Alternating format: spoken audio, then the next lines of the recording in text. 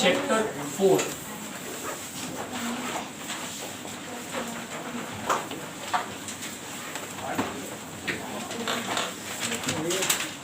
supply analysis.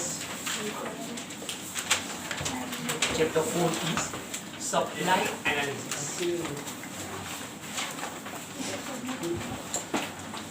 Dear friends, your full syllabus is interconnected. If you want to satisfy yourself, you are demanding something. But when you go to market to purchase something, to fulfill your demand, सामने कोई तो होना चाहिए जो उस चीज को supply कर रहा हो. And that is why now our topic is supply analysis. अब तक हम अपने आप को एज अ कंज्यूमर स्टडी कर रहे हैं. एक ग्राहक के हिसाब से अपनी जो मेंटालिटी होती है, अपनी जो सोच होती है, हम उसको स्टडी कर रहे थे, consumer behaviour. From this chapter you have to think that you are the producer, you are the businessman, you are the supplier, you are the manufacturer, you are the seller. मतलब अब तक आप एक खरीदने वाले हो ऐसा सोच के स्टडी कर रहे थे. From this session, from today's lecture, you have to think that you are the seller. अब आप एक सामान बेचने वाले हो तो आपकी मेंटालिटी क्या, आपका बिहेवियर क्या, आपकी सोच क्या. आप बोलेंगे सर दोनों में फर्क क्या है? बहुत बड़ा डिफरेंस समझा रहा हूँ.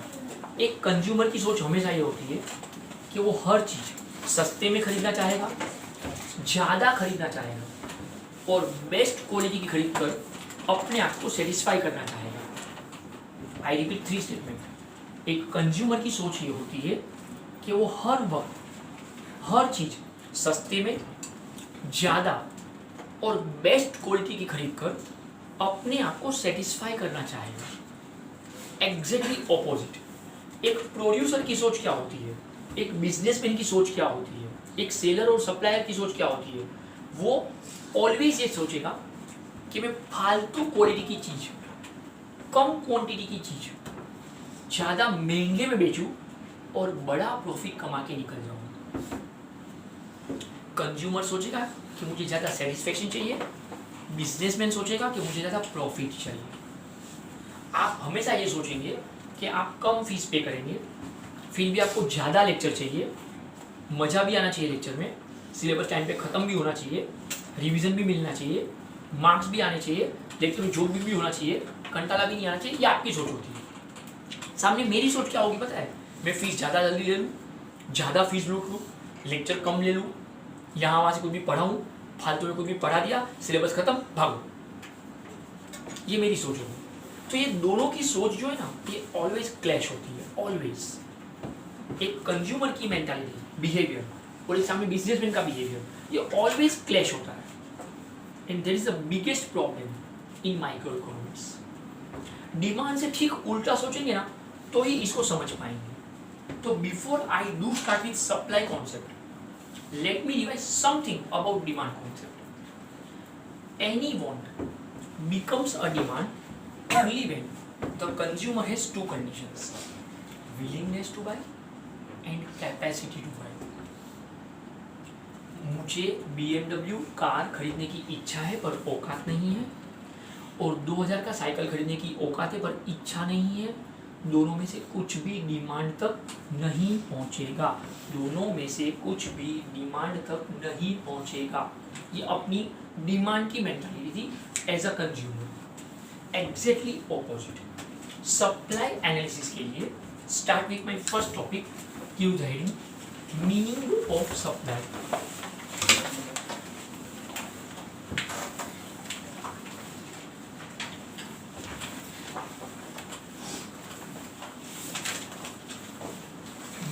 Of supply. It's a new chapter. Please notebook में अच्छे से रखेंगे please. And I told you already twice. हाँ, मेहरबानी करके वीडियो लेक्चर्स देख लीजिए और नोटबुक कंप्लीट कर लीजिए प्लीज. Meaning of supply. एक छोटा सा पैराग्राफ पहले लिख देता हूँ. Supply depends on 2 conditions.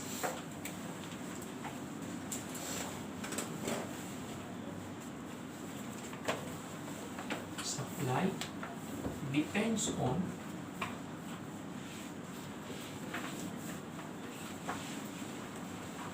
two conditions, that is ये आई को that is पढ़ने का, that is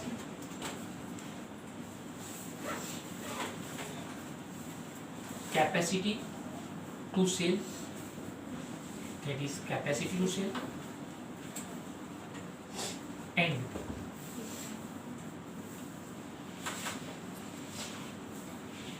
willingness to sell,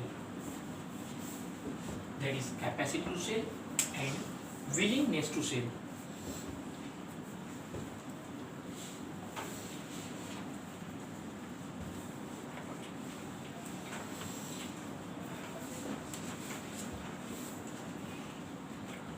Next line. Capacity to sell depends on, capacity to sell depends on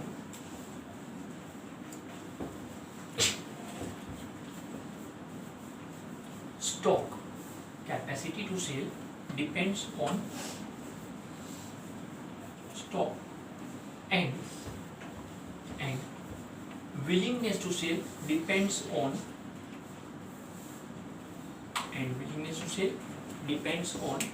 price.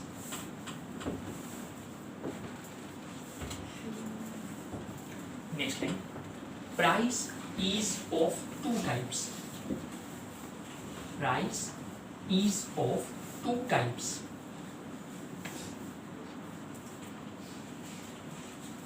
That is prevailing market price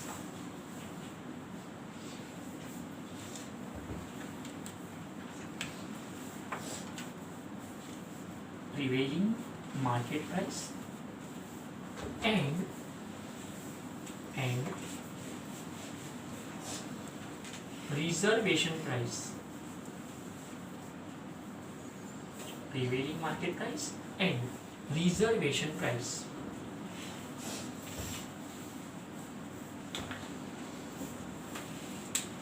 Next line.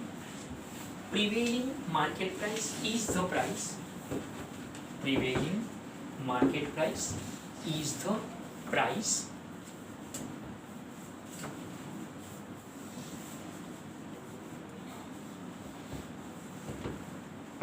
which is prevailed in market, which is prevailed in market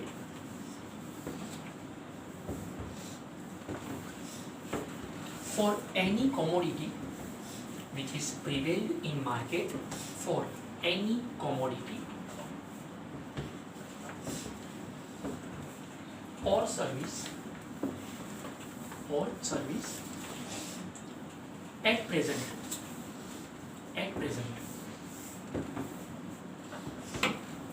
Next line. Reservation price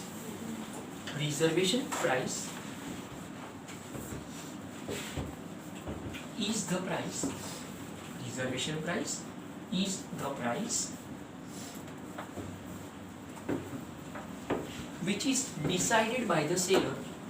Which is decided by the seller in his mind. Which is decided by the seller in his mind, below which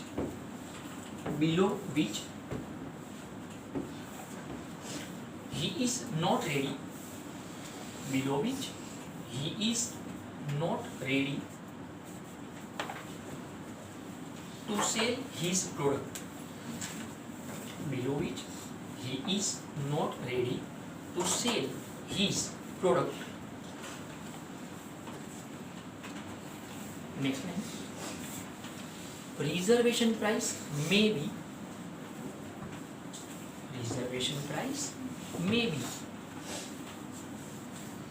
more, less or equal to, more, less or equal to cost price equal to cost price और market price, cost price और market price, full stop.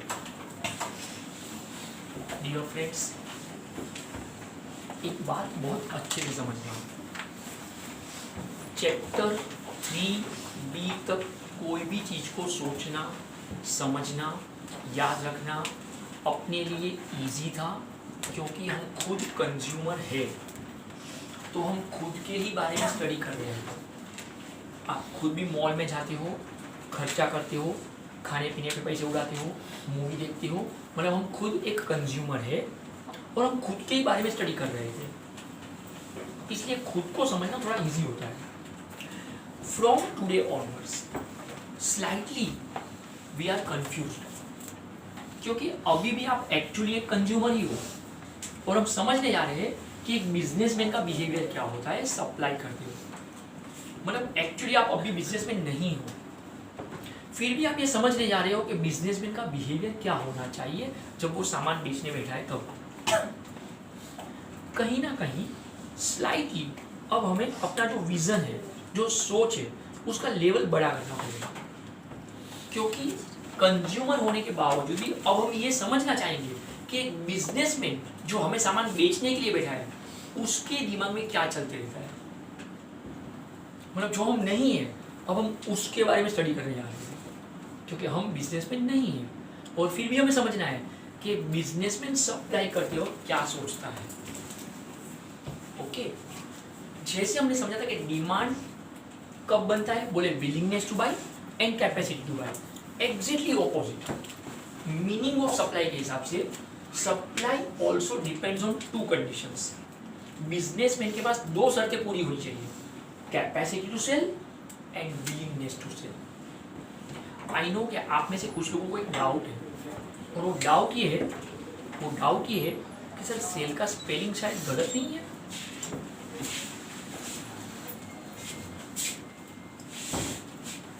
Yes, anyone? Cell का spelling right है wrong है? नहीं, cell का spelling right है wrong है? 5th standard में इंग्लिश में आया था BUY बाय, मतलब खरीदना, उसका ऑपोजिट SEL सेल मतलब बेचना, लेकिन FI जैसी आते आते सेल का स्पेलिंग हमने SALE कर दिया। अकाउंट्स में trading account credit side by sales, उसमें स्पेलिंग क्या लिखते हैं हम? SALES। यस और नो? तो what's the difference between SELL sell and SALES sales? किसी ने भी FIAC में अकाउंट्स में किसी एक भी अकाउंट के प्रोफेसर को नहीं पूछा होगा कि हमने तो स्कूल में SELL सेल मतलब बेचना सीखा था, तो आप ये SALES सेल्स कहाँ से लेकर आए? एंड डोंट से निया कि सर वो डिस्काउंट वाला सेल होता है, तो आप और भी बड़ी गलतफहमी में हैं। जब आप कहीं पे पार्टी आप आने दिखते हो, सेल 30% ऑफ SALE, और बाद में आप अकाउंट्स में trading account credit side by sales SALES, मतलब आप पूरे साल सामान डिस्काउंट में बेच रहे हो, तो आप प्रॉफिट करोगे कहाँ से? तो फिर आप बिजनेस करने लायक हो ही नहीं, चुपके से सर्विस करो, वरना तो लॉस पे करोगे बिजनेस। मतलब अगर आप पूरा साल सामान सब डिस्काउंट में बेचने वाले हो क्या? नहीं फ्रेंड्स, बहुत कम लोग समझ पाएंगे। इको के प्रोफेसर का इंग्लिश ऐसा होना चाहिए जो इंग्लिश को भी टक्कर मार सके। SELL sell is a verb form and SALE sales is a noun form. सामान बेचने की जो प्रक्रिया होती है वो होता है SELL, और जो सामान आप बेच चुके हो जिसको आप बोलते हो बिक्री, नॉट गेटिंग, वो सेल्स का अमाउंट होता है। इसलिए आप trading account for the year ending credit side by sales, पूरे साल आप जो सामान बेच चुके हो वो सेल्स का अमाउंट है। सामान बेचने की जो प्रक्रिया होती है इट इज टू सेल। अगर ये ना समझ में आए तो थोड़ा और इजी कर दो, जहाँ पे TO2 लगता है ना वहाँ पे स्पेलिंग आएगा SELL, ठीक है? और इजी ओके? फिर ये मत बोलो सर BY बाय आएगा तो SALE, ऐसे ही बोल रहा हूँ। TO2 है ना तो SELL, उसके अलावा जहाँ पे कुछ भी हो तो वहाँ पे SALE चलेगा। ओके, आई नो एक डाउट और आ गया, आपके थोड़े में डाउट दिख रहे हैं सर, तो फिर वो जो डिस्काउंट वाला लिखता है सेल सेल सेल, वो काय को स्पेलिंग लिखता है? तो आपको ये समझाओ कि वो सेल सेल सेल क्या लिखता है? अगर कभी पूरा फुल फॉर्म पढ़ा हो पार्टी है तो वहां पे लिखा होता है स्टॉक क्लियरेंस सेल, मतलब 31 मार्च तक बिजनेसमैन को जो सामान बेच देना चाहिए था और वो नहीं बेच पाया, इसके बाद में उसने क्लोजिंग स्टॉक में डाला होगा, अकाउंट्स के हिसाब से बोल रहा हूँ, बराबर है?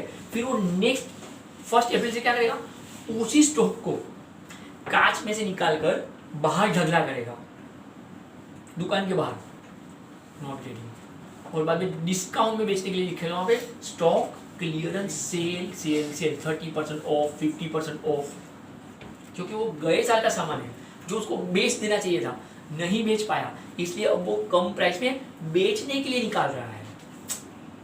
अरे समझा? इसलिए वहाँ पे SALE सेल्स पे दिखाई दे रहा है।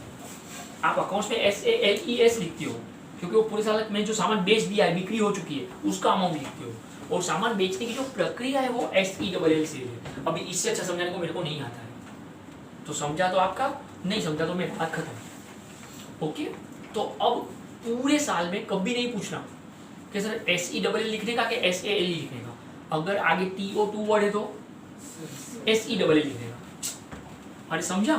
बाकी सब में SALE जाने देने का। Okay, yes. तो supply depends on 2 conditions, capacity to sell and willingness to sell. सामान बेचने की औकात भी होनी चाहिए और सामान बेचने की इच्छा भी होनी चाहिए, दोनों कंडीशन होनी चाहिए। Capacity to sell depends on stock and willingness to sell depends on price. मैं गोडाउन में जो सामान भरता हूँ स्टॉक, अगर उसमें होगा तो बेच पाऊंगा, इसलिए capacity to sell depends on stock, और जो प्राइस मैं चाहता हूँ वो मुझे मिले तो मैं बेचूं, तो willingness to sell depends on price. अब इस चीज को समझाने के लिए let me give you one example. Friends एक बात समझ लो, मेरे एग्जांपल के ही आप पैसे देते हो, इसमें सब कुछ आ गया, क्योंकि जो चोपड़ी में है ना वो तो हर कोई पढ़ा सकता है, उसके लिए आपको मेरी जरूरत ही नहीं है, तो कोई भी हेरा गेरा नथुरा कोई भी को पढ़ा लेगा, यू डोंट नीड मी।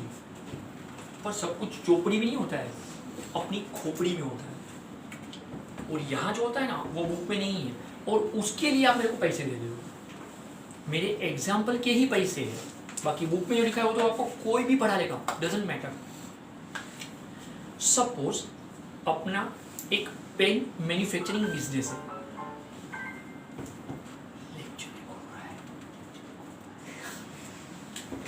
अपना एक पेन मैन्युफैक्चरिंग बिजनेस है, हम ये पेन प्रोड्यूस करते हैं, ऐसा मान लो, अपनी औकात नहीं है क्योंकि पार्कर पेन है, इंडिया का नहीं है तो अपनी औकात नहीं है, पर मान लो जब सोचना है तो अच्छा सोचेंगे ना, जब अज्यूम ही करें तो अच्छा चीज सोचेंगे। अगर मेरा ये पेन मैन्युफैक्चरिंग कंपनी है, 10 वर्कर्स रोज कंपनी में आते हैं और रोज का हम 1000 पेन प्रोड्यूस करते हैं, पर डे 1000 पेन प्रोड्यूस करते हैं, 12 रुपये में पेन बनाता हूँ और 15 में बेचता हूँ। यहाँ तक सब कुछ समझा? 12 रुपीज़ पर पेन का मेरा कॉस्ट प्राइस है, और 15 रुपीज़ में बेच के 3 रुपया प्रॉफिट कमाता हूँ पर पेन, और 1000 पेन का रोज का प्रोडक्शन है। ये ठीक है? अरे ये ठीक है? अब ध्यान से सुनो, सपोज कोई एक दिन एक क्लाइंट का फोन आया, ओके, और उससे मुझे ऐसा कहा कि सर एकदम अर्जेंट है, एकदम अर्जेंट, अभी के अभी 1200 पेन भेज दीजिए। मेरा कैपेसिटी कितना है रोज का? 1000 पेन। मैंने उसको कहा एक काम करते, 1000 पेन आज शाम तक भेजता हूँ, 200 पेन कल भेजता हूँ।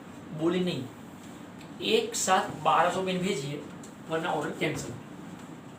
मैंने कहा ये थोड़ा पॉसिबल है। बोले सर आप 15 रुपया लेते हो ना per pen, I am ready to give you 18 rupees per pen, 3 रुपया और एक्स्ट्रा ले लो पर पेन, 15 का 18 ले लो, पर मुझे 1200 पेन एक साथ चाहिए। अब ध्यान से सुना, बोलो विलिंगनेस टू सेल है कि नहीं? सामान बेचने की इच्छा होगी कि नहीं होगी? अरे जबरदस्त प्रॉफिट हो रहा है, तो सामान बेचने की इच्छा तो है पर औकात नहीं है, क्योंकि प्रोडक्शन का कैपेसिटी कितना है मेरा? 1000 पेन, तो बाकी का 200 पेन लाऊं कहाँ से? हाँ, अगर बहुत अक्लमंद बिजनेसमैन हूँ और इसी सेम पेन कोई और बनाता है अगर, अरे समझा, तो मार्केट में से 200 पेन और ले लो, मैं खुद के 1000 में डाल दो, वो 200 पेन में प्रॉफिट नहीं होगा, चलेगा। अरे कुछ समझा? लेकिन वो तो झंझट मारी वाला काम है, तो लफड़े गफड़े वाला काम हो, राइट। तो मैंने उसको बोल दिया कि सॉरी मेरे से पॉसिबल नहीं है, मतलब सामान बेचने की इच्छा थी, औकात नहीं थी। उसका फोन रखा और तुरंत दूसरे क्लाइंट का फोन आया, सर 400 पेन भेजिए ना। मैंने कहा एड्रेस लिखा हो, और उस एड्रेस बाद में पहले बोलिए कितने में देंगे। मैंने कहा 15 रुपया पर पेन। बोले सर 12 रुपये में दीजिए। अब देखो 1000 पेन का मेरा प्रोडक्शन है, तो 400 पेन तो सप्लाई कर ही सकता हूँ, तो कैपेसिटी टू सेल तो था, लेकिन वो 12 रुपये में मांग रहा है, वो तो मेरा कॉस्ट प्राइस है, तो कमाऊँ क्या, राइट। इसलिए सामान बेचने की इच्छा नहीं है। एक बात बहुत अच्छे से समझ लो, आप एग्जाम में वही आंसर सप्लाई कर सकते हो जो आपके गोडाउन में हो, कभी गया हो गोडाउन में, स्टॉक में। अरे कुछ समझा? और वो लिखने की इच्छा भी तो होनी चाहिए, आंसर सप्लाई करने की इच्छा भी तो होनी चाहिए, है। अगर कोई चीज गोडाउन में गई ही नहीं है, यस और नो, तो आप उसको सप्लाई नहीं कर पाओगे। तो supply depends on 2 conditions, capacity to sell and willingness to sell. आया समझ में? 1200 पेन बेचने की इच्छा थी पर औकात नहीं थी, 400 पेन बेचने की औकात थी पर इच्छा नहीं थी, क्योंकि वो प्राइस नहीं मिल रहा है, राइट। अब यहां से बात को थोड़ा और आगे बढ़ा रहा हूं। जब जब इनको पेपर क्रिटिकल करना होता है इको का, तब तब वो इस टॉपिक में से एक छोटा सा वर्ड पकड़ के पूछ लेते हैं, और वो वर्ड अब मैं इंट्रोड्यूस कर रहा हूँ। Price is of 2 types. Price 2 तरह की होती है, एक होता है प्रीवेलिंग मार्केट प्राइस, दूसरा होता है reservation price. Prevailing market price is the price which is prevail at present in market for any commodity और सर्विस। कोई भी चीज के लिए मार्केट में जो रेट चल रहा है, थोड़ा बहुत आगे पीछे, वो होता है प्रीवेलिंग मार्केट प्राइस।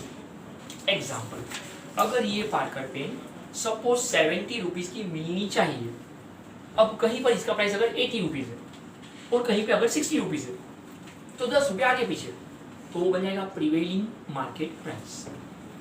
ओके, जो शर्ट मैंने पहना है, अगर इसका नॉर्मल प्राइस 1000 रुपीज होना चाहिए, अब कोई इसको 1200 में बेच रहा है, कोई 800 में बेच रहा है, 200 रुपये आगे पीछे, तो बनेगा प्रीवेलिंग मार्केट प्राइस। अगर आपके एरिया में 12th कॉमर्स के लिए क्लासेस की फीस, अगर क्लासेस की फीस 15,000 होनी चाहिए, अब कोई क्लास बोलते हैं कि हम 12,000 में पढ़ाएंगे, और कोई बोलता है हम 18,000 में पढ़ाएंगे, तो 3,000 रुपये आगे पीछे, 3,000 रुपीज आगे पीछे, तो वो बन जाता है प्रीवेलिंग मार्केट प्राइस। वो बन जाता है prevailing market price.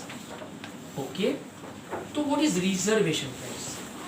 Reservation price मतलब ये टिकट रिजर्वेशन करने की बात नहीं है कि ट्रेन में गए रिजर्वेशन करने, नहीं।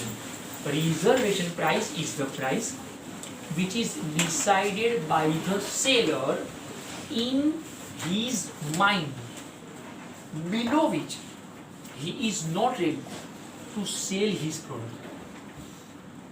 ये रिजर्वेशन प्राइस कॉस्ट प्राइस भी हो सकता है, मार्केट प्राइस भी हो सकता है, कॉस्ट प्राइस और मार्केट प्राइस से ज़्यादा भी हो सकता है, कम भी हो सकता है, इक्वल भी हो सकता है, ये कुछ भी हो सकता है।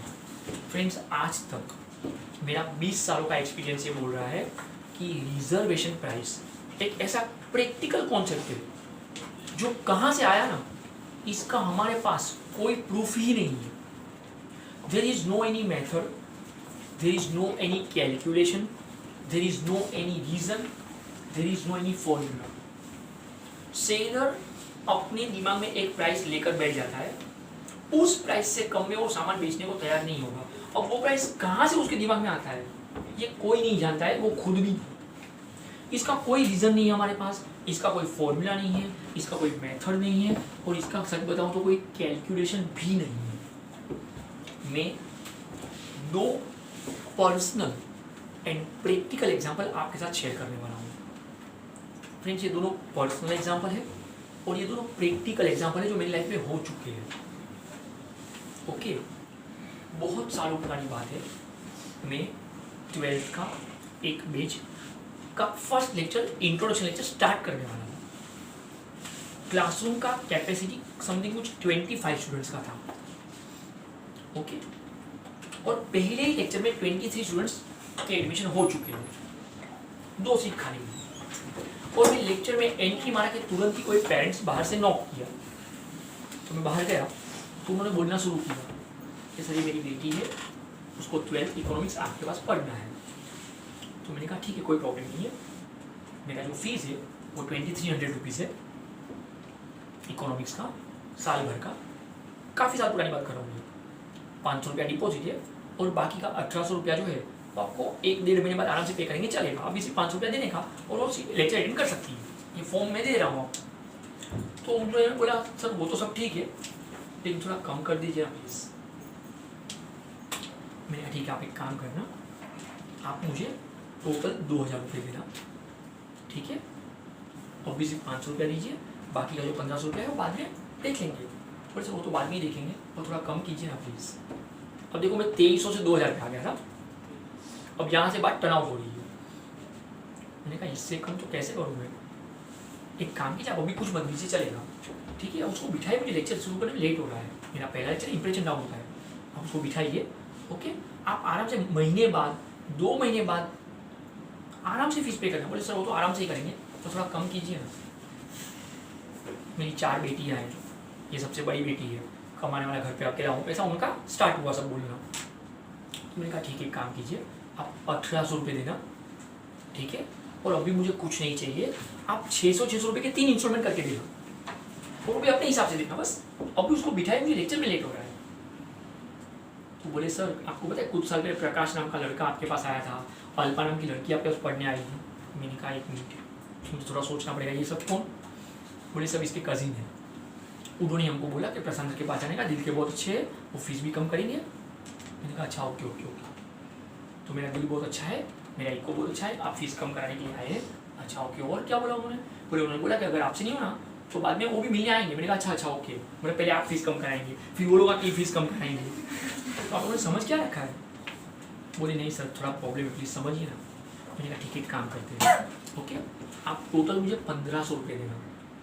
देखो मैं 2300 से 1500 रुपये आ गया, कि आप टोटल 1500 रुपये देना, ठीक है, और वो आपके पास जब हो तब देना।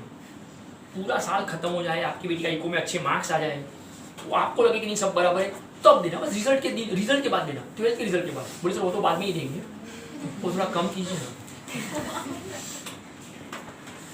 मैंने कहा आप कितने में चाहते हैं कि मैं कितने में पढ़ाऊँ? बोले सर 600 में पढ़ाइए। मैंने यूँ हाथ जोड़े और अपनी जेब में से एक विजिटिंग कार्ड मेरा, ओके, उसके ऊपर एक प्रोफेसर का नाम लिखा और एक नंबर लिखा, और मैंने कहा कि आप ये कार्ड लेकर ये सर के पास जाइए, इनका फीस 600 रुपया ही है, आप इनके पास पढ़ाइए, बाकी मैं नहीं पढ़ा सकता हूँ। बोले सर आप पढ़ाइए। मैंने कहा वो पॉसिबल नहीं है। बोले सर बहुत पैसे का प्रॉब्लम है प्लीज़। मैंने कहा आप एक काम कीजिए, आप ये सर के पास जाकर मेरा कार्ड दीजिए और सर को बोलिए कि रात को 9 बजे के बाद मुझे कॉल करें, वो आपकी बेटी का 1 रुपया भी फ़ी नहीं लेंगे, फ्री में पढ़ाएंगे। बोले सर आप फ्री में पढ़ाएंगे? मैंने कहा मेरे से ही नहीं होगा।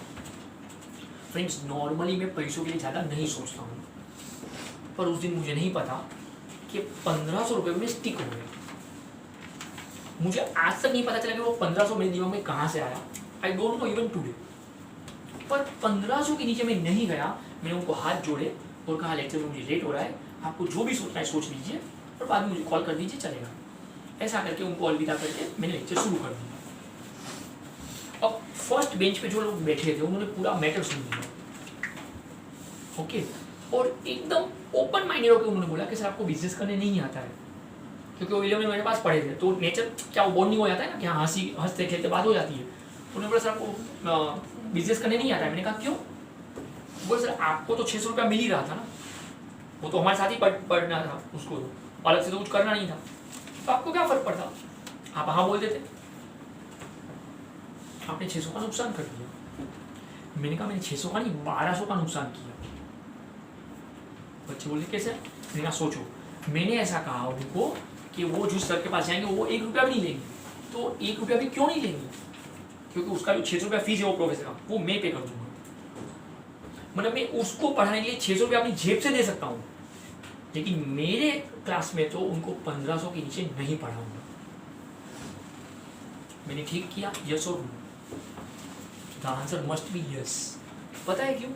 ठीक 2 दिन बाद और 2 एडमिशन हुए, और वो दोनों ने 2300 रुपये दिए, नॉट बिग। अरे कुछ समझा? मतलब मैं 600 रुपये में पढ़ाकर अपना लॉस क्यों करूँ? अब एक बात समझाऊंगा, ये 1500 रुपया जो ना, इट वॉज रिजर्वेशन प्राइस, क्योंकि उसके नीचे मैं नहीं गया।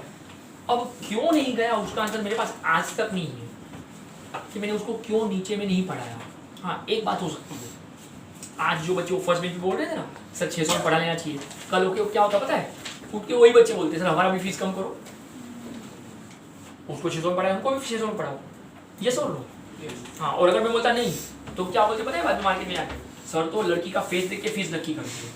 अरे बाप रे बाप, फिर तो बात कहाँ की कहाँ चली है मार्केट में।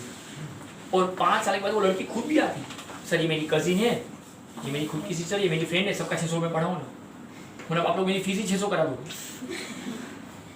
है नो चॉइस, बिल्कुल नो चॉइस। तो कुछ भी हो जाए, मैं 1500 के नीचे नहीं गया। 1500 was my reservation price, right?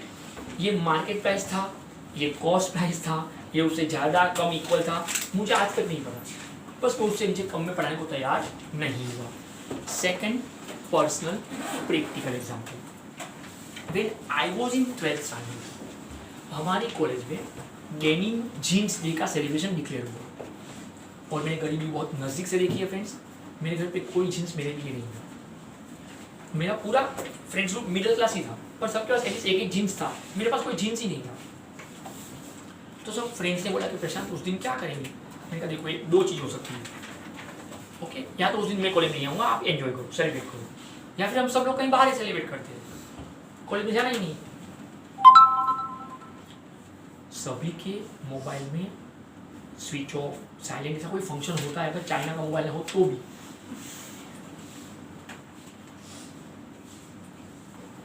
तो मैंने कहा कि सेलिब्रेट करने के 2 ऑप्शन है मेरे पास, और मेरा पूरा फ्रेंड्स ग्रुप में हम हर चीज़ सेलिब्रेट करते हैं, कॉलेज में पूरा फुल टू एंजॉय किया, फुल टू एंजॉय। तो सब फ्रेंड्स ने बोला नहीं यार कॉलेज में एंजॉय सेलिब्रेट करना है, तो घर पे बात करना है, एक जीन्स ले लेना है साल को। तो बहुत हिम्मत जुटाकर मम्मी को कहा कि मम्मी कॉलेज में डेनिम जीन्स डे है। मम्मी बोली वो क्या होता है? मैंने कहा मम्मी जीन्स पहन के जाने का। बोले तो नहीं जाने का। मैंने कहा मम्मी जाने का, सब लोग जाने वाले हैं। तो मम्मी ने कहीं से 150 रुपये निकाल के बोला कि देखिए इसमें कुछ होता है तो देख ले। अब मेरे को आकाराम तुकाराम भीड़े के जमाने का नहीं क्योंकि 150 में जीन्स आ जाएगा, और तो अभी 150 रुपया था, ठीक है। कॉलेज में आके फ्रेंड्स को बात की कि मम्मी ने 150 रुपया दिया, इसमें तो कुछ हो नहीं सकता, आप सेलिब्रेट कर लो, मैं नहीं आऊँगा उस दिन।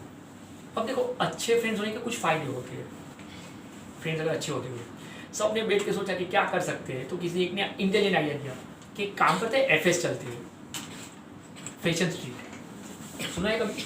Church gate, right? तो दूसरे ने सजेशन दिया कि देखो वहाँ पे आने में ना कपड़ा भी समझ में आना चाहिए और एक चीज़ और समझ में आनी चाहिए, बार्गेनिंग कराने को आना चाहिए, अगर वो जो भी बोले ना उससे आधे से भी कम में नक्की कर लेना। अब ऐसा 3-4 लोगों ने 3-4 चीज़ सिखा दी, और हम 5-6 फ्रेंड्स मिलके डन कर चुके थे तो वे अपने को चर्च गेट एफएस जाने का, प्रशांत का जीन्स खरीदने के लिए। मुझे आज भी याद है कि 10 रुपया ट्रेन का रिटर्न टिकट था उस टाइम पे, और वो मेरे फ्रेंड ने निकाला था, क्योंकि मेरे पास तो एग्जैक्ट 150 था, तो ट्रेन का टिकट तो फ्रेंड ने निकाला था रिटर्न टिकट में, और हम गए, और सच में एंट्री मारती एक मस्त डार्क नेवी ब्लू कलर का जीन्स, मतलब तुरंत मन किया कि टच करके देख लूँ, और मैंने जैसे टच किया उससे बोलना शुरू किया 750 रुपीज़ पैक करूँ। कितना बोला उसने? मैंने कहा 150 मिलेगा। बोलता है इसका कपड़ा देख, मैंने कहा बहुत मस्त है, 150 मिलेगा। बोलते थे तेरे लिए 650 बस पैक करूँ, मैंने कहा 150 मिलेगा। बोलता देख इसमें 4 पॉकेट है, जिप कितना स्मूथ है, मैंने कहा सब बराबर, 150 में देगा। बोलता है चल 550 बस फाइनल पैक करूँ, मैंने कहा 150 में देगा। बोलते हैं 150 थोड़ा तो आगे बढ़ा, उसको कैसे बोलूँ, कैसे आगे बढ़ूँ, होना तो चाहिए पैसा, आगे कैसे बढ़ूँ। तो वहाँ से निकलना शुरू किया हमने। अब सब फ्रेंड ने सिखा दिया था कि ऐसा करने का है, तो पीछे से वापस बुलाएंगे, उनका आइडिया होता है ये, और सच में ऐसा हुआ, उसे वापस बुलाया, ओ हीरो कम चल 450 फाइनल पैक कर। अब मेरे को लालच क्या है कि 450 तक आ गया है, शायद मेरे 150 तक आ जाए, तो मैं वापस आया, बोल बोले 450 पैक करता हूँ, मैंने कहा 150 में देगा। बोले थोड़ा थोड़ा तो आगे बढ़, मैंने कहा नहीं 150 में देगा। तो अब उसने क्या किया पता है, थैली निकाल के रेडी हो गया जैसे पैक करने की तैयारी हो। तो मुझे लगा 150 में तैयार हो गया है, बोलता देख पैक कर रहा हूँ, कुछ नहीं बोलेगा, कुछ भी नहीं बोलेगा, ओके एकदम फाइनल, अप टू 50 एकदम फाइनल, 1 रुपया कम नहीं, कुछ नहीं बोलना। मैंने कहा 150 में देगा। अब तक वो जो बात कर रहा था उसका तरीका और था, अब जो बात हुई वो तरीका और हो गया। अब जोर जोर से चिल्लाना उसे शुरू किया है। पहली बार गांव से आया है, हाँ गांव से आया है, जींस कभी पहना की है, समझता है जींस क्या होता है, पागल किधर 150 में देगा, 150 में देगा, पागल हो गया है क्या? इतना जोर जोर से चिल्लाने लगा। आपको तो वो क्या कर रहा था, वो आजू बाजू वालों को इशारा कर रहा था कि अब इसको कोई बेचेगा नहीं कुछ। ये लोग सब यूनिटी वाले होते थे, एफएस में ना सब फुटपाथ पे ही बैठते थे, सब एक दूसरे को मतलब फुल सपोर्ट में होते हैं, वो पूरा उनका यूनिटी होता है। तो हम समझ गए अपना काम नहीं होने वाला है, हम वहां से निकल लिए। ओके, वो पीछे से भर भर के गालियां दे रहा था मेरे को। मैं चर्च के स्टेशन पहुंचा, ट्रेन में बैठ गया, तब तक उसकी गाली सारे सुनाई कान में सुनाई दे रहा था, कितना कुछ बोल रहा था वो बाप रे बाप। विंडो सीट पे बिठाया गया मुझे, क्योंकि मैं नर्वस था। फ्रेंड सब विंडो सीट पे बिठाया, बोली बैठ, हवा खा, जीन्स नहीं है ठीक है। ओके, और अल्टीमेटली हम जीन्स के बगैर वापस आ गए। लेकिन उस दिन एक बात समझ में आ गई मुझे, विंडो पे बैठे बैठे 250 रुपीज वॉज हिज, बोलो मेरा जीन्स क्या, लेकिन मेरे को इको समझ में आ गया, क्योंकि मैं भी 12th में ही था, राइट। अच्छा, अब ये आप नहीं बोल सकते हो कि उसको ये 250 में पड़ा होगा इसलिए रिजर्वेशन प्राइस होता, नहीं, ऐसा कुछ नहीं होता है। ये बिल्कुल पॉसिबल है कि उसको ये जीन्स 300 में पड़ा था, वो 50 रुपया लॉस करके बेच रहा था। ये भी पॉसिबल है कि 250 में पड़ा था, ये भी पॉसिबल है कि उसको 150 में पड़ा था, 100 रुपया कमाना चाहता था, कुछ भी हो सकता है, एनीथिंग। पर मेरा जीन्स नहीं आया, वो पक्की बात। 12th खत्म हो गया, 6 महीने बाद हम सब फ्रेंड्स वापस यूं ही रिलैक्स होने के लिए राम माने एफएस गए, और वापस जब गए तो वापस वो दिखाई दिया। तो सब फ्रेंड्स ने बोला देख प्रशांत आज कुछ मच नहीं आ, हम वो साइड से निकलते हैं। मैंने कहा ठीक है, मुझे क्या प्रॉब्लम है, अगर आप मेरे को छेड़ोगे नहीं तो मैं आपको टेंशन काहे करूँ, राइट। अब उसका क्या मेमोरी था, अगर शायद पढ़ा लिखा होता तो एमबीए बन जाता, इतना शार्प मेमोरी था उसका। हम लोग ऑपोजिट साइड से निकल रहे थे और वो मेरे को चिल्ला के बुला रहा है, ओ हीरो, वो ब्लू जींस दिखा रहा है मुझे भाई, ओ हीरो 150 में। मेरे फ्रेंड को देखो, अभी उससे सामने से बुलाया, उसने छेड़ दिया था, छोड़ने का नहीं, चलो टाइम पास करते। मैंने बोले तू 3-4 मिनट पहले आया ना 150 में देगा, 150 मैंने कहा नहीं, बोले झूठ मत बोल, तू था 150 में देगा, 150 में देगा, चल 150 में पैक करूँ क्या? मैंने कहा 100 में देगा। देखो उस वक्त क्या था ना, 150 मजबूरी थी क्योंकि डेनिम जीन्स डे फंक्शन था और मेरे पास जीन्स नहीं था, बराबर है। अब वो यूटिलिटी नहीं रही, अब कोई सेलिब्रेशन नहीं था कॉलेज में, अब तो समर वेकेशन था, करेक्ट। बाद में डिग्री कॉलेज में देखेंगे, तो यूटिलिटी तो खत्म हो चुकी थी। अब वो मुझे 150 में पैक करूँ, मैंने कहा 100 में देगा। अब उसे वापस शुरू किया, सर बता तू खरीदने आता है कि मजाक करने आता है, टाइम पास करने आता है ना, हाँ नेक्स्ट टाइम आएगा तो मारेंगे सारे तेरे को, ऐसा चिल्लाना शुरू कर दिया उसने वापस। हम लोग वापस वहां से निकल लिए। उस दिन एक बात और समझ में आ गई, उस दिन रिजर्वेशन प्राइस क्या था उसका 150 रुपीज, नहीं 100 में तो मैंने मांगा, उसने मना कर दिया। और उस दिन के बाद आज तक कभी एफएस नहीं गया हूँ, क्योंकि अब मार खाने की कोई इच्छा नहीं है। पर ये चीजें अच्छे से समझ में आ गई कि reservation price is the price which is decided by the seller in his mind. आज नींद में घर पे आप लोग 150 में देगा चिल्लाना नहीं है, पर रात को नींद में 150 में देगा, 150 में देगा, तो मम्मी मेरी टेंशन में जाएंगे, अरे बेटा क्या हो गया, मम्मी 150 में देगा। वो हेरा फेरी मूवी में शायद परिसर का डायलॉग था, 150 रुपया लेगा, है ना, ऐसा कोई डायलॉग है। हाँ बस, तो हाँ पूरा तो ये जो सोच होती है, ये उसके दिमाग में कहाँ से अमाउंट आता है वो वही जाने, शायद वो भी ना जाने। इसका कोई perfect reason, formula, calculation, method कुछ भी नहीं है। तो व्हाट इज सप्लाई, तो बोले supply depends on 2 conditions, that is capacity to sell and willingness to sell. Capacity to sell depends on stock and willingness to sell depends on price. Price is of 2 types, price is of 2 types.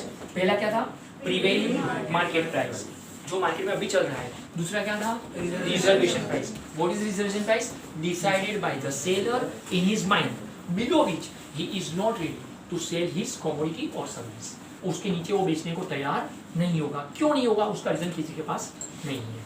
ये हमने क्या समझा?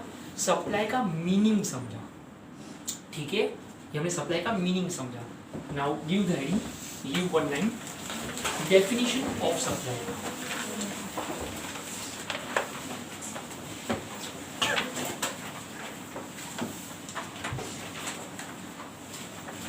Definitions of supply. Friends, अगर definition का word to याद है ना तो ही लिखने का एग्जाम में, वरना नहीं लिखेगा, वरना नहीं लिखेगा।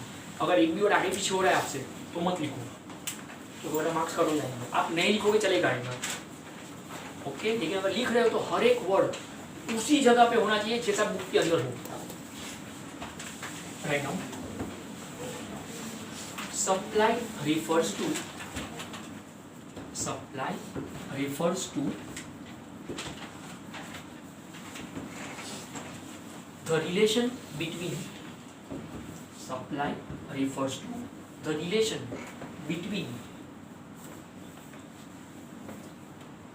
the market price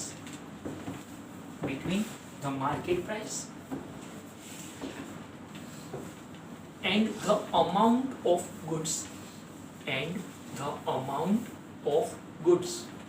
between the market price and the amount of goods that the producers are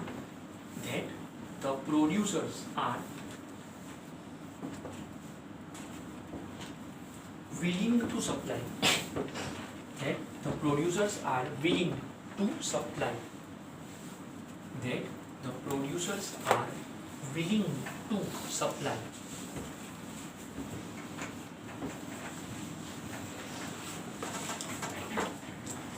Now see, बस इतना छोटा डेफिनेशन है। पॉल सैमुअलसन नाम के इको के बहुत अच्छे प्रोफेसर ने ये बहुत इजी डेफिनेशन दिया है। सिर्फ मुझे इसमें एक ही बात कंफ्यूजिंग है, सप्लाई के डेफिनेशन में उसने वर्ड ही लिखा है सप्लाई। यस और नो? पहला वर्ड सप्लाई, आखिरी वर्ड भी सप्लाई, और डेफिनेशन सप्लाई का। Supply refers to the relationship, दो जन के बीच में रिलेशन है। एक मार्केट प्राइस, ये मार्कर पेन का मार्केट में प्राइस क्या है, ये घड़ी का मार्केट प्राइस क्या है, ये शर्ट का मार्केट प्राइस क्या है, वो। And the amount of goods that producers are willing to supply, जिस प्राइस पे बिजनेसमैन की इच्छा है कि वो सामान बेचे, सप्लाई कर पाए। यस, आप मेरे पेन का एग्जांपल याद करो, 12 रुपए में बनाकर मैं 15 में बेचता था, तो मार्केट प्राइस क्या था? 15। 12 मेरा कॉस्ट प्राइस था, मार्केट प्राइस क्या था? 15 रुपीज, बराबर है। और मैं कितनी क्वांटिटी बेचना चाहता हूँ? 1000 क्वांटिटी, 1000 पेन। अरे 1200 पेन उससे मांगा तो मैं दे नहीं पाया, और 400 पेन देने को मैं तैयार था, पर वो प्राइस मेरे को नहीं मिल रही थी। तो जिस मार्केट प्राइस पे मैं कितना अमाउंट ऑफ गुड्स सप्लाई कर सकता हूँ, बस वही सप्लाई है। कौन सी मार्केट प्राइस पे मैं कितनी क्वांटिटी का सामान सप्लाई कर सकता हूँ, बस वही सप्लाई है। ऐसा पॉल सैमुअलसन का बोलना था। ओके, अब यहाँ से हम कुछ छोटे छोटे डू यू अग्री डिस्कस करने वाले हैं, लिखते हुए समझते जाएंगे। Yes, okay. तो लीव वन लाइन, मीनिंग हो गया, डेफिनेशन हो गया। अब कुछ छोटे छोटे डू यू एग्री है। Right now, stock can exceed supply.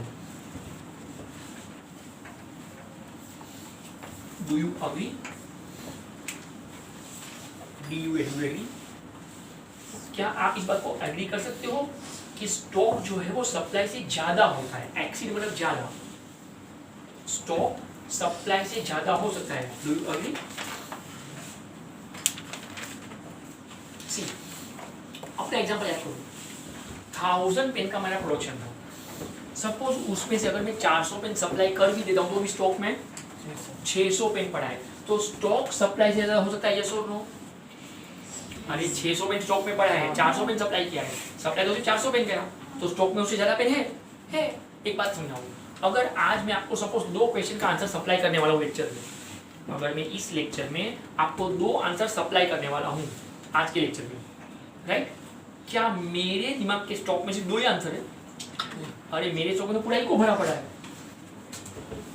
Yes और नो? मेरे ये स्टॉक में तो पूरा इको भरा पड़ा है, उसमें से 2 आंसर मैं सप्लाई करूंगा आज, राइट? तो स्टॉक जो है वो सप्लाई से ज्यादा होता है। Do you agree? आंसर लिखने का एग्री। सो इसके रीजंस आगे मिलते जाएंगे। अच्छा, ये सेम स्टेटमेंट वो घुमा के पूछ सकते हैं और करके, तो write down supply can not exceed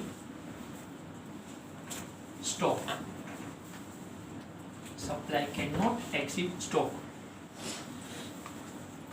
Do you agree?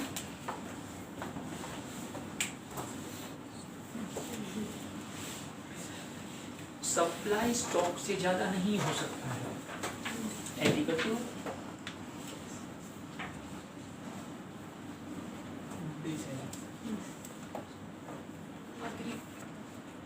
Supply stock से ज्यादा होता है। 1000 पेन का मेरा स्टॉक था, क्या मैं 1200 पेन सप्लाई कर पाया सप्लाई? नहीं। हाँ, फिर चीटिंग करके कैसे करना है वो अब सीखेंगे, वो आज ही सिखाऊंगा। Don't worry, okay? In my very last lecture I will teach you कि जो चीज आपके स्टॉक में गई नहीं है उसको भी आप पेपर में सप्लाई कर सकते हो। आगे पीछे वाले कब काम आएंगे करके, है ना? यस और नो? नहीं, डोंट वरी, मैं चीटिंग करना सिखाऊंगा और वो चीट के बगैर सिखाऊंगा और वो के बगैर भी सिखाऊंगा। बट इन लास्ट लेक्चर अभी नहीं, वो सारे कोड नहीं कर सकते हो। कहने का मतलब अगर आप पीसफुली सोचो तो आपका जो सप्लाई है वो स्टॉक से ज्यादा नहीं हो सकता। हाँ, कुछ चीटिंग करके हो सकता है, वो चीटिंग हम आज ही सीखेंगे बिजनेस में कि देखो बिजनेस में चीटिंग कैसे होती है। जो चीज स्टॉक में नहीं वो भी आप बेचोगे, पर नॉर्मली ऐसा नहीं होता है। जो चीज आपने प्रोड्यूस करके स्टॉक में रखा ही नहीं है, गोडाउन में रखा ही नहीं है, उसको आप सप्लाई नहीं कर सकते। जो टॉपिक मैंने कभी पढ़ा ही नहीं है, मेरे गोडाउन में स्टॉक में कभी गया ही नहीं है, वो मैं आपको सप्लाई नहीं कर सकता हूँ, पॉसिबल ही नहीं है। मेरे स्टॉक में जो हो वही मैं सप्लाई कर पाऊँ। तो supply can not exceed stock. Supply कभी भी स्टॉक से ज्यादा नहीं हो सकता। बोलो एग्री लिखूं कि डिसएग्री लिखूं? अरे एग्री ना बाबा, क्यों डिसएग्री? सप्लाई स्टॉक से ज्यादा नहीं हो सकता है, करेक्ट? नहीं हो सकता है, ट्रू। उसने क्लियर बोला supply can not exceed stock, supply stock से ज्यादा नहीं हो सकता है, तो एग्री। अगर उसने नॉट वर्ड निकाल दिया होता तो डिसएग्री था। ओके, सप्लाई स्टॉक से ज्यादा नहीं हो सकता है, करेक्ट। अब ये दोनों को मिलाकर एक नया स्टेटमेंट बनता है। तो और करके दोनों अपने पास और भी और है, अपने पास और की कोई कमी नहीं है, अपने पास और भी और है। तो और right down in case of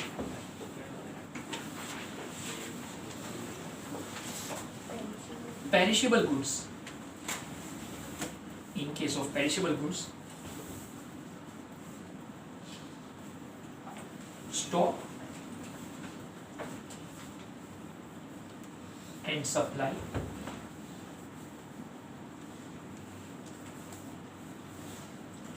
both are same. Do you agree? In case of perishable goods, stock and supply both are same. Do you agree?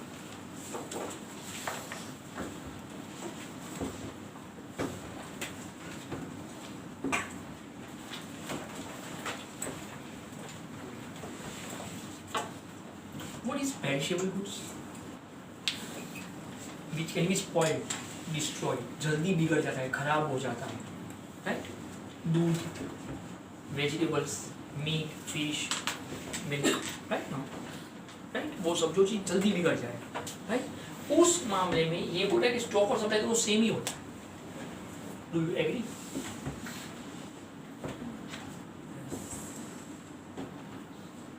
अगर आप में से किसी की भी मम्मी रात को 9:30 बजे के बाद अगर सब्जी लेने जाती है ना, तो आपकी मम्मी के पास इकोनॉमिक माइंड है। पता है क्यों? 9:30 के बाद सब्जी सस्ती मिलती है और ज़्यादा मिलती है। वो भैया जी जो होते हैं ना, उसको घर जाने की जल्दी होगी ना, नहीं समझा, तो पूरा टोपला दे देंगे, हाँ ले जाओ, वजन भी नहीं करेंगे, कम में ज़्यादा सब्जी लेके आएगी मम्मी। मतलब अगर आपकी मम्मी 9:30 बजे के बाद सब्जी लेने जाती है, मतलब शी इज़ वेरी स्मार्ट, मतलब उनको इकोनॉमिक्स आता है कि सब्जी कब लेनी चाहिए, तो कम प्राइस में ज़्यादा सब्जी मिलती है। क्यों? क्योंकि वो सब्जी वाला कभी नहीं चाहेगा कि वो सब्जी घर पे लेकर जाए। कल वो बेचने बैठेगा ना, उसका कुछ भी नहीं आएगा, तो वो पेरिशेबल गुड्स में आता है। चलो एग्जाम्पल को थोड़ा और ईजी करो। सपोज मेरा खुद का दूध का डेयरी है। सर आपका तो पेन मैन्युफैक्चरिंग कंपनी था ना? हाँ, तो मेरे बहुत सारे बिजनेस है, आपको क्या प्रॉब्लम है? धंधे वाला आदमी हूँ। अरे काम धंधे वाला आदमी उल्टा उल्टा सोचते हैं।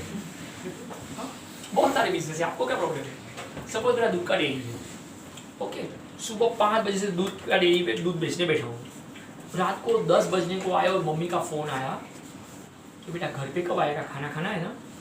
मैंने कहा मम्मी अभी भी 3 लीटर दूध उस वेसल में पड़ा है, वो बेच के आता हूँ। मम्मी ने कहा अभी इतना क्या कंजूस बनता है, 60 रुपये का नुकसान और क्या, आजा बंद करके। मैंने कहा नहीं मम्मी, आपको ये समझना होगा। अरे वो जो मशीन होता है वेसल जिसमें दूध ठंडा रहता है, उसमें 3 लीटर दूध बचा है, क्या वो 3 लीटर दूध वैसे ही रखूँ और घर पे चला जाऊँ? पॉसिबल? आपको पता है नुकसान कितने का होगा? 60 रुपये का नहीं होगा। नेक्स्ट डे मॉर्निंग अमूल का मिल्क पेन जब आएगा ना, 50,000 रुपीज़ का दूध लेकर उसमें डालेगा वेसल में। नहीं समझा? सपोज मेरे एरिया की सभी लेडीज मेरे वहीं से दूध लेकर जाती है, तो किसी का दूध फट जाएगा, किसी का सिल जाएगा। दूसरे दिन सब जूते और झाड़ू लेकर मेरे घर दुकान पे मोर्चा। अरे कुछ समझा? और सब मिलकर नक्की कर लेगी कि इस यहाँ से दूध लेने का ही नहीं। सोचो कैसे लगेगा दूध का बिजनेस लेडीज के बगैर। डेयरी में कोई आएगा ही नहीं, पूरे एरिया से दूध खरीद। आपको तो नुकसान कितने का हुआ? 50,000 का नहीं, 60 रुपये का नहीं, करोड़ ऑफ रुपीज का गुडविल ही खत्म। कितनी मुश्किल से गुडविल खड़ा पाया होता है, तो सब दूध में मिलाई दिया, मिट्टी में मिलाई दिया। नहीं समझ में आया? यस और नो? मतलब वो 3 लीटर दूध में उस वेसल में नहीं रख सकता हूँ रात भर, वरना वो बैक्टीरिया आ जाएंगे और पूरा मशीन खराब, और नेक्स्ट डे पूरा दूध खराब, और फिर गुडविल भी खराब। आपको तो कुछ भी करके या तो वो दूध में किसी को सस्ते में दे दूं, या घर पे लेकर जाऊं, नेक्स्ट डे पनीर बना के खाऊंगा, या फिर किसी कुत्ते को पिला दूं, रोड पे डाल दूं। हर कुत्ते का दिन होता है, किसी किसी कुत्ते की रात भी होती है। लेकिन उस वेसल में मत रखो, कुछ भी हो, जितना भी स्टॉक है सब सप्लाई कर डालो। तो क्या अगर स्टॉक रखने गए तो नेक्स्ट डे सब कुछ खत्म। आया समझ में? तो in case of perishable goods, stock and supply both are same. Do you agree? क्या लिखने का बोलो? Agree. Of course agree.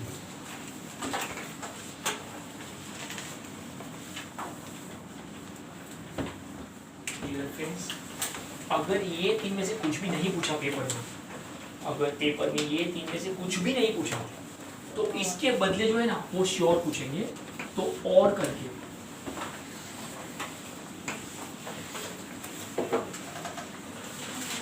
Most IMP distinguish between stock and supply। 2 mark के लिए बोर्ड एग्जाम में अब तक 6 बार आ चुका है friends. Distinguish between stock and supply. एक रिक्वेस्ट कर रहा हूँ, प्लीज फोल्ड योर पेज, पट्टी ना हो तो। ये पूरा डिस्टिंग्विश में अच्छे से लिखाने वाला हूँ, पूरा डिस्टिंग्विश। उन्होंने 2 पॉइंट मांगे होंगे, हम 6 पॉइंट लिखेंगे, डोंट वरी, क्योंकि इसमें बहुत कुछ समझने से, बहुत कुछ। अच्छा, एक चीज क्लेरिफाई करूँ, डिस्टिंग्विश मांगा तो वो फॉर्मेट में लिखा रहा हूँ। अगर डू यू एग्री में मांगा, डू यू एग्री में, तो देखो क्या करेगा, इसका जो लेफ्ट साइड लिखेगा ना वो फर्स्ट पैराग्राफ पढ़ेगा, नहीं समझ, और जो राइट साइड लिखेंगे वो सेकंड पैराग्राफ। तो पैराग्राफ फॉर्म लिखेंगे कभी, अगर डू यू एग्री पूछा तो ओके, अगर डू यू एग्री पूछा तो पैराग्राफ फॉर्म लिखेंगे। डिस्टिंग्विश पूछा तो ऐसा लिखेंगे वर्टिकल बीच में लाइन करके, distinguish between stock and supply.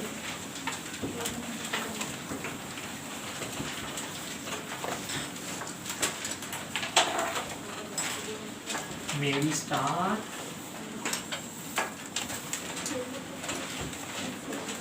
First point, meaning.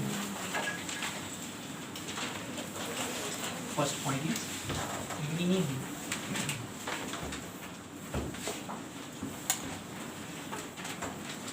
Left side. Left side, right down. Stock refers to. Stock refers to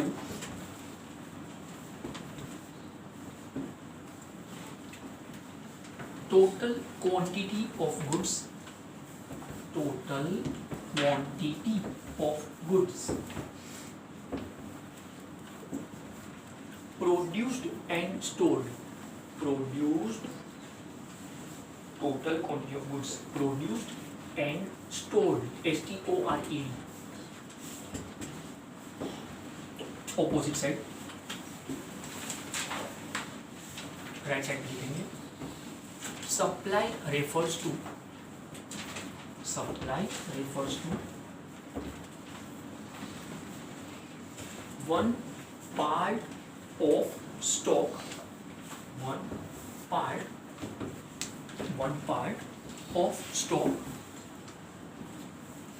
offered, O-F-F-E-R-E-D, offered, one part of stock offered for sale. यहाँ पे cell का spelling, cell का spelling S-A-L-E, very good, offer for one part of stock, offer for sale. चलो एकदम easily समझ में आ जाए, उतना इजी लिखाया है। स्टॉक का मतलब लिखाया है total quantity of goods produced and stored. 1000 रुपए मैंने प्रोड्यूस किया और रेपर पैकिंग करके गोडाउन में डाल दिया तो क्या बन गया, स्टॉक बन गया। अच्छा, उसका एक हिस्सा टेम्पो में डिलीवरी के लिए डाल दिया, सपोज 400 पेन टेम्पो में डाल दिया डिलीवरी करने के लिए, one part of stock offer for sale बेचने के लिए रख दिया तो क्या बन गया, सप्लाई। समझा?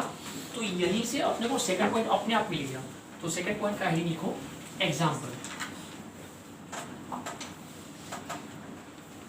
सॉरी, एग्जाम्पल के मार्क्स नहीं होते, आई नो फ्रेंड्स के एग्जाम्पल के मार्क्स नहीं होते, लेकिन हम तो 6-6 पॉइंट 5-5 पॉइंट लिखेंगे तो एग्जाम्पल के मार्क्स मिलेंगे। Left side write down, 1000 pens are produced, 1000 pens are produced.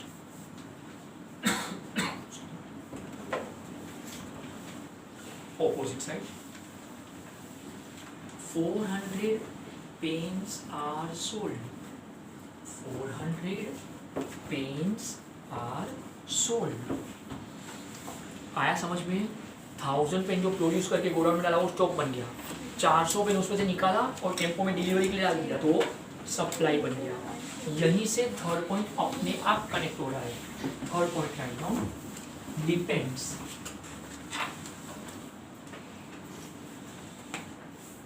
Depends write down. Left side, stock depends on production, stock depends on production, stock depends on production. Opposite side, supply depends on stock, supply depends on stock, supply depends on stock। देखो ये पूरा cycle बन रहा है, stock depends on production, 1000 pen produce किया तो stock में गया, supply depends on stock, 1000 pen stock में था तो 400 पेन सप्लाई किया, ओके। तो stock depends on production and supply depends on stock, stock depends on production and supply depends on stock। तो ये पूरा साइकिल बन गया, ओके। उसके आगे का पॉइंट आएगा एक्सीड, मतलब ज्यादा।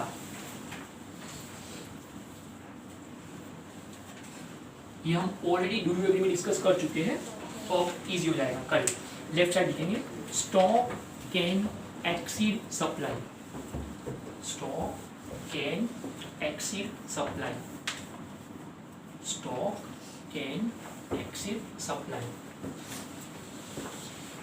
opposite side, supply cannot exceed stock, supply cannot exceed stock, supply cannot exceed stock। वापस समझना पड़ेगा, स्टॉक सप्लाई से ज्यादा हो सकता है, सप्लाई स्टॉक से ज्यादा नहीं हो सकता। मैं बार बार बोल रहा हूँ, अगर 400 पेन सप्लाई किया तो भी स्टॉक में 600 पेन पड़ा है, तो स्टॉक सप्लाई से ज़्यादा हो सकता है, पर 1200 पेन सप्लाई नहीं कर पाऊंगा क्योंकि 1000 पेन ही है, तो सप्लाई स्टॉक से ज़्यादा नहीं हो सकता है, राइट। अब अगर मुझे चीटिंग करके ये चीज़ को तोड़ना पड़े, तो अवर नेक्स्ट पॉइंट जो काफ़ी काफ़ी काफ़ी इंपॉर्टेंट और इंटरेस्टिंग है, 5th पॉइंट रहेगा एक्सेप्शंस। फ्रेंड्स, एक्सेप्शंस का मतलब होता है अपवाद, breaking of rule, normal trend से कुछ हट के। Exceptions left side write down, in case of perishable goods,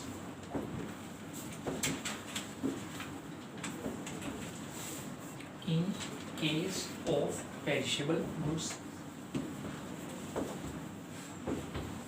stock and supply both are same. In case of perishable goods, stock and supply both are same.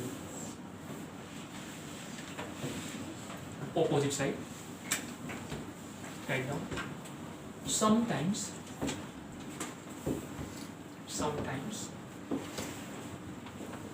old stock, पुराना सामान, old stock, sometimes old stock is cleared, C-L-E-A-R-E-D, sometimes old stock is cleared with new stock, old stock is cleared with new stock at new price,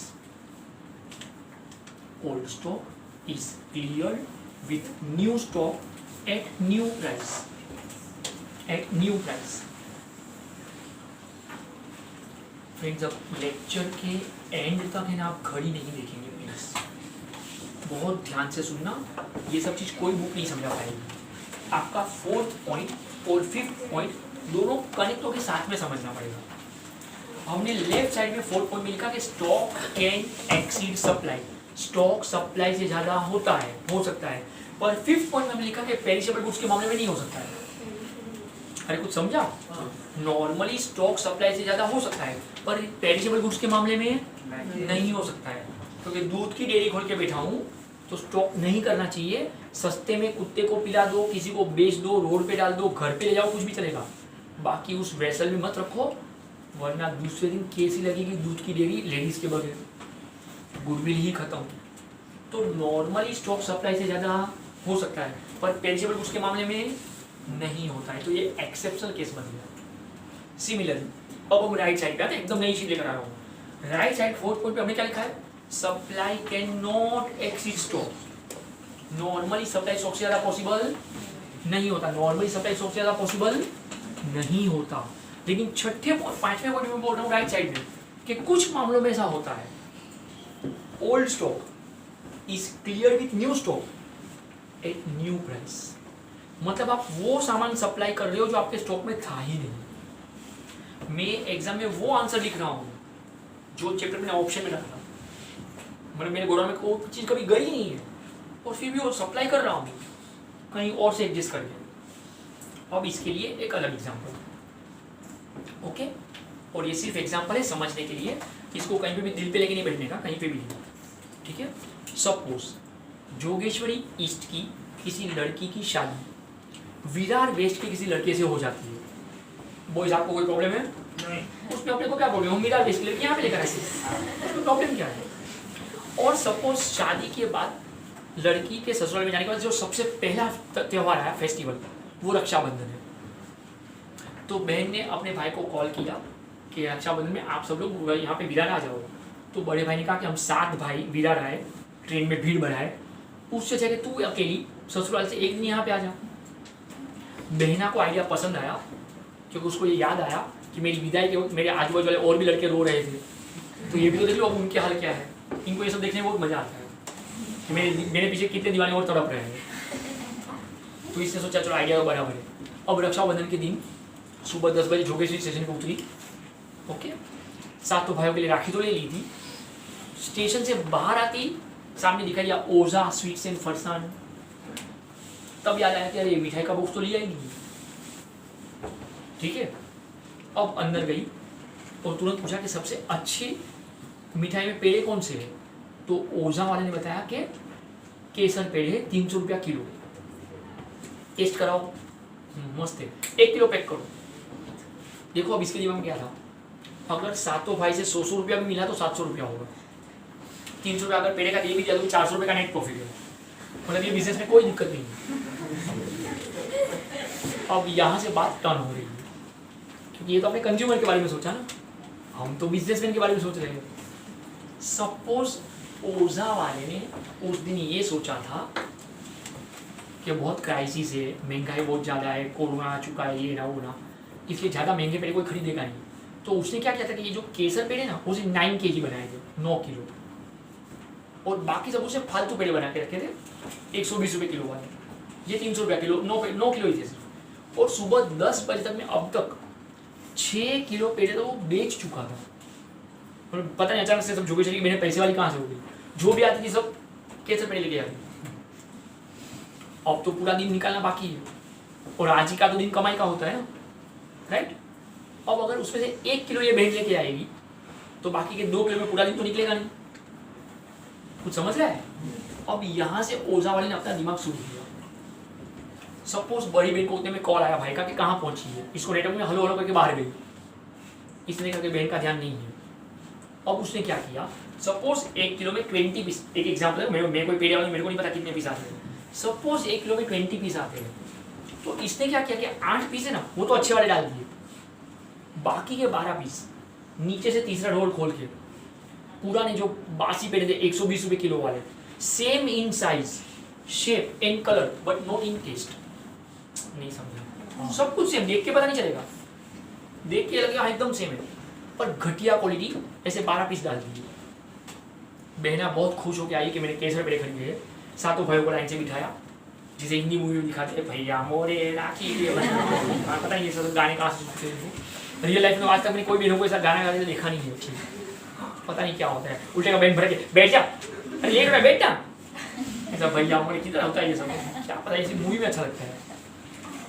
अब देखो यहाँ से बात का problem क्या है, सपोज ये 7 भाई में से कोई एक भाई ऐसा है जिसके साथ ये बहना की पहले से पटती नहीं है कभी, हमेशा झगड़ते ही रहते हैं, और नसीब उसी का खराब था, बाकी 6 भाई को अच्छे पेड़े गए और उसी को वो खराब वाला पेड़ा गया, उसके मुंह में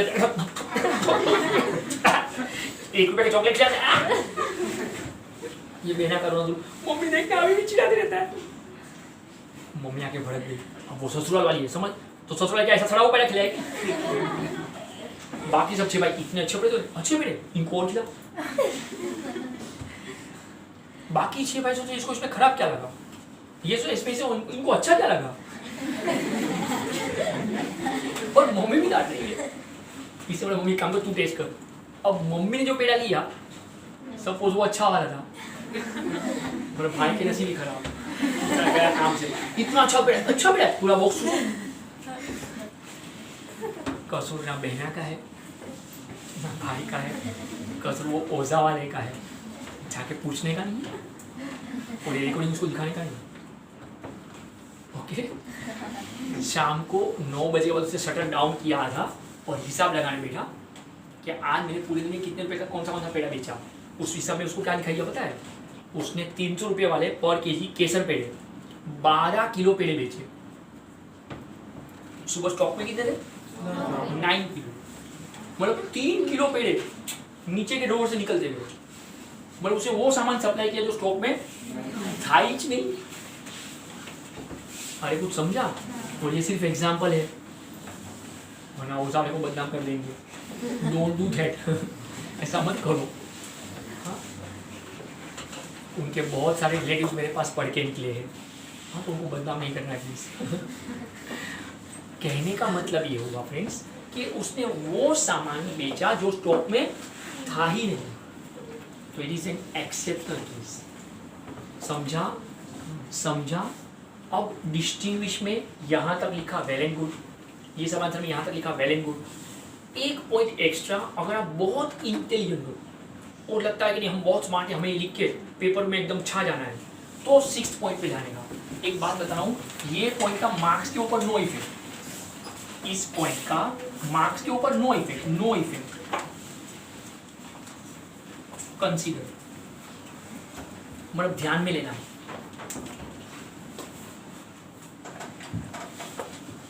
लेफ्ट साइड लिखेंगे, स्टॉक इज अ रिजर्वोयर। सब क्या स्पेलिंग लिख रहा हूं, बोल रहे stock is a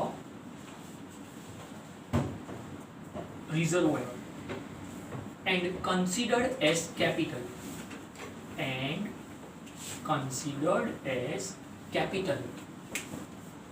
stock is a reservoir and considered as capital. Opposite side, supply is a flow,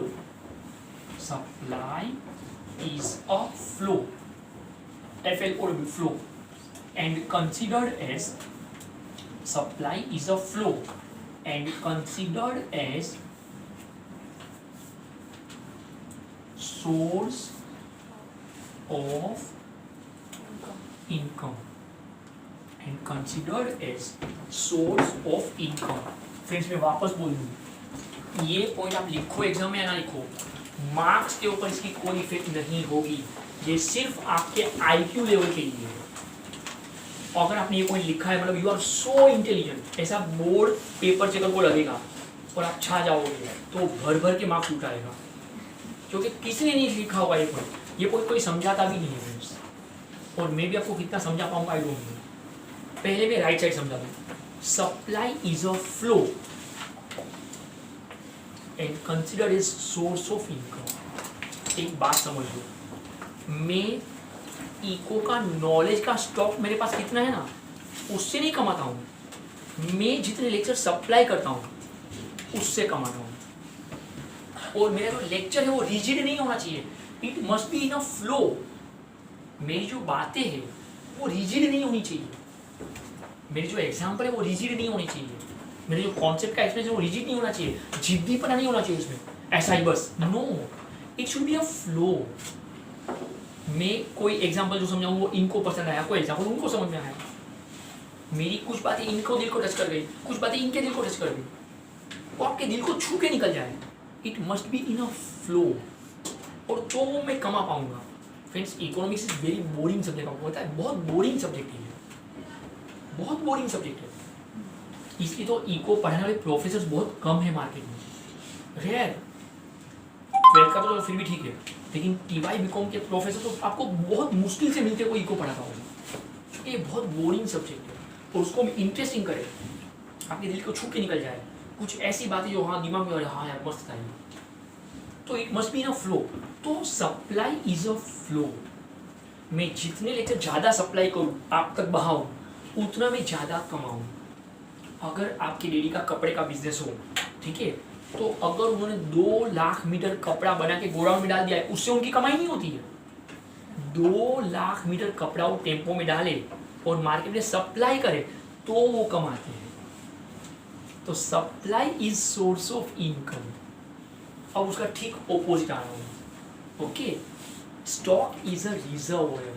reservoir का मतलब होता है एक्यूमुलेट करना, इकट्ठा करना, जमा करना। गोडाउन में जो सामान आप जमा करते हो, इट्स अ रिजर्वोयर, कि हमने रिजर्व करके रखा है, रिजर्व करके रखा है। गाड़ी में जब पेट्रोल भरते ना तो रिजर्व रखते हैं, पता है ऐसा कुछ, गाड़ी रिजर्व में चलती है, सब मतलब वो जमा करके रखा है, कभी बाद में काम लगे। तो stock is a reservoir and considered as capital. अब यहाँ से कंफ्यूजन है, इकोनॉमिक्स बोलता है कि स्टॉक जो है ना वो कैपिटल है, okay, and capital is a liability, बराबर ना। अकाउंट्स आपको बोलता है कि स्टॉक जो है ना वो तो असेट्स है, यस और नो? हाँ, अरे इकोनॉमिक्स बोल रहा है कि स्टॉक इज अ कैपिटल, एक सही से होगा कैपिटल, ओके। और अकाउंट्स बोलते हैं कि स्टॉक इज एन असेट। या तो आपका अकाउंट्स गलत है या तो मेरा इको गलत है। सर टेंशन मत लीजिए, आपके लेक्चर में इको सही है, अकाउंट सही है, अकाउंट सही है, बात खत्म।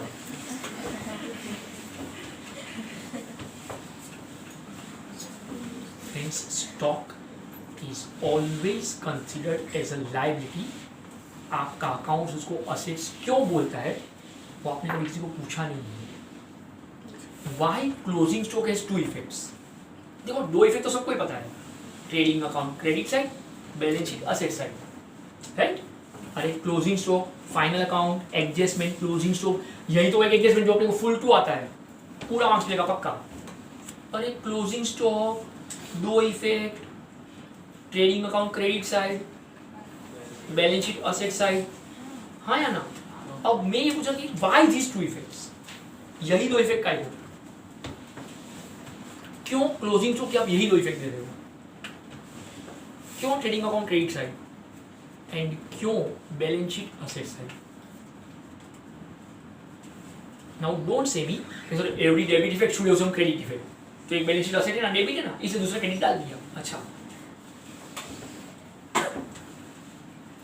पीछू के दरवाजे से अकाउंट्स भी ये कबूल कर रहा है कि stock is capital, it is liability. I can prove this. मुझे नहीं पता कि आपको अकाउंट्स कितना समझा है। Trading account is a factory account, मानते हो ये बात? And balance sheet is godown, ये अब मेरी बात मान लो। ट्रेडिंग अकाउंट है ना, वो फैक्ट्री का अकाउंट, ऐसा मान लो फैक्ट्री हो, और बैलेंस शीट है ना, वो आपका गोडाउन है, ऐसा मान लो। अब एक एग्जांपल दे रहा हूँ, सपोज मुझे ऐसा लग रहा था कि ये साल 500 स्टूडेंट तो मेरे हो ही जाएंगे 12th के, तो हमने 500 इकोनॉमिक्स की नोट्स छाप के रख दी। सपोज बोल रहा हूँ, एक्चुअली मुझे लगा था कि कोरोना के हिसाब से उतने स्टूडेंट्स नहीं होंगे, इसलिए हमने नोट्स थोड़ी कम छापी थी। और अब आप लोग ज़्यादा आने लगे हो, इसलिए नोट्स कम पड़े, सबको नोट्स मिला नहीं शायद इको का, कुछ लोगों को नोट्स नहीं मिला ना इको का, और वो बुक नहीं मिला है शायद, है ना, प्रिंटिंग में गया है, क्योंकि हम लोग को लगा था कि बच्चे मतलब एडिशन कम होंगे, लेकिन हुए बराबर से। मैं एग्जाम्पल उल्टा दे रहा हूँ, सपोज 500 स्टूडेंट्स आएंगे ऐसा मुझे लगा था, और इसलिए हमने 500 नोट्स छपवा के रख दिए, बराबर है। अब ध्यान से सुनना, ये 500 नोट्स का बंडल बना के थप्पा लगा के बाहर टेबल पे रख दिया ऑफिस में, जैसे जैसे एडमिशन होते गए बच्चों को देते गए। सपोज 350 एडमिशन हुए, 350 नोट्स सप्लाई कर दिया, अब 150 नोट्स पड़ा है, राइट। अब तो कोई नया एडमिशन होने वाला है नहीं, तो ये जो 150 बुक पड़ा है, ये मेरा क्लोजिंग स्टॉक है, यस और नो? अरे हाँ या ना? अब ये मैं अगले साल सप्लाई कर पाऊंगा नेक्स्ट ईयर के बच्चों को, जो अब B11 में उनको दे पाऊंगा, यस? हाँ, तो ये मेरा क्लोजिंग स्टॉक है। अब ध्यान से सुनो, टेबल पे बाहर थप्पा लगाया था, 150 बुक पड़ा था, वहीं पड़ा था, एक आध महीना और रहा देखा कि अब कोई आएगा तब दे देंगे। अब सब एडमिशन हो गए, सब हो गया, अब कोई एडमिशन होने वाला नहीं है, तो अब व्हाट आई विल डू, ये 150 बुक्स के ऊपर हक तो हमारा ही है, नेक्स्ट ईयर हम ही यूज करेंगे ना इसको, तो वो हमारा एसेट्स ही हुआ, यस। लेकिन ऑफिस के टेबल के कोने से निकालो, goods is a real account, credit what goes out, right. तो गुड्स वहां से निकाला और ऊपर गोडाउन जैसा बनाया है, रूम नंबर 2 के ऊपर गोडाउन जैसा बनाया है, वहां पे डाल दिया, तो balance sheet asset side. Not getting, नहीं समझा। अरे फैक्ट्री के कोने में सामान पड़ा था, 31 मार्च तक आपको बेचना था, नहीं बेचा आपने, टेम्पो वाले को बुलाया, पीछू के दर से टेम्पो में डाल दिया, trading account credit side, factory से गया, अरे फैक्ट्री से गया ट्रेडिंग अकाउंट क्रेडिट साइड, और खुद के गोडाउन में डाल दिया, क्योंकि हक तो मेरा ही है ना उसके ऊपर, तो balance sheet asset side. Next year तो मैं ही यूज करूंगा ना, पर वो नेक्स्ट ईयर यूज करूंगा। तो आप बोलेंगे सर तो इसमें लायबिलिटी कहाँ से आई? अब समझो लायबिलिटी कहाँ से आई। मुझे नहीं पता कि अकाउंट्स ने आपका फंडा क्लियर किया है कि नहीं। Debit all assets and credit all liabilities, ऐसा कुछ सीखा है कभी? सीखा है? हाँ, तो वाई क्रेडिट और लायबिलिटी सब बताऊँ मैं आपको। टेम्पो में जो सामान यहाँ से निकाल के डाल दिया, गोडाउन में डाल दिया, राइट, मेरा ही है, नो डाउट, टेंशन नहीं है मुझे, कभी चूहा आ जाएगा, कभी पानी भर गया, कभी आग लग गई, वो 150 बुक बराबर के लिए देखना पड़ेगा। और ये रूम नंबर 2 के गोडाउन में रखूंगा ना, तो हर हफ्ते पवन को बोलूंगा, पवन जरा पंडित के बराबर है ना बुक्स, चूहा खा तो नहीं क्या, नहीं समझ रहा, तो टेंशन है। स्टॉक तो मेरा ही है, मेरा ही हक है, पर वो टेंशन है जब तक नेक्स्ट ईयर एडमिशन हो और वो 150 बुक सप्लाई ना हो, नहीं समझा, तब तक वो टेंशन है, इट्स अ लाइबिलिटी। तो पीछू के दरवाजे से आपका अकाउंट्स भी कबूल कर रहा है, इट्स अ लाइबिलिटी। अरे समझा फ्रेंड्स, अगर सिलेबस टाइम पे खत्म होगा ना तो टाइम मिलेगा ना तो मुझे याद कराना कभी फुर्सत से, मैं हिस्टोरिकली प्रूव कर दूंगा। वर्ल्ड वॉर के वक्त अमेरिका ने सबसे पहले इस चीज को महसूस किया था कि स्टॉक इज अ लाइबिलिटी। सबसे पहले अमेरिका को ये फील हुआ था कि स्टॉक हमारा असेट्स नहीं है, हमारा लाइबिलिटी है। जब तक आप उसे मार्केट में बेचते नहीं हो, सप्लाई नहीं करते हो और उसका इनकम नहीं होता है, तब तक वो कैपिटल है, इट्स अ लाइबिलिटी। समझा? और मैंने ये भी समझा जैसा मैं अकाउंट्स में दो इफेक्ट क्यों है, मैंने समझा दिया ना कि why closing stock has two effects. पर एक दरवाजे तो वो भी मानते हैं कि हाँ ये लाइबिलिटी है। जब तक वो नोट्स सप्लाई ना हो तब तक मुझे टेंशन है कि वो 150 नोट्स बिगड़ ना जाए। बाकी हक तो मेरा ही है, इस्तेमाल तो मैं ही करूँगा, पर वो टेंशन वाला काम है। तो stock is a reservoir, consider is capital, supply is a flow and consider is source of income. That's enough for today. Please take care of yourself.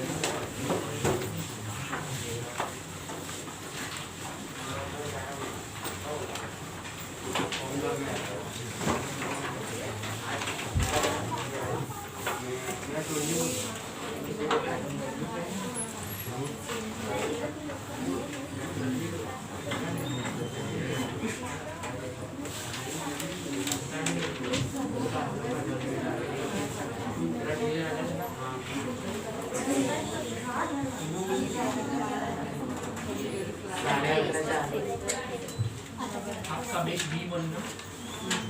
सुनो सुनो सुनो ढोलकपुर के वासियों, योर बेच is B1।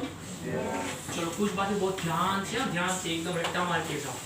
Tomorrow Tuesday morning 8 o'clock आपका SP का lecture है। कल सुबह 8 बजे SP का लेक्चर है। कंपल्सरी नोटबुक, पट्टी, पेंसिल और अगर आपको कैंसलेशन की आदत है तो इरेजर, बाजू वाले का नहीं खुद का।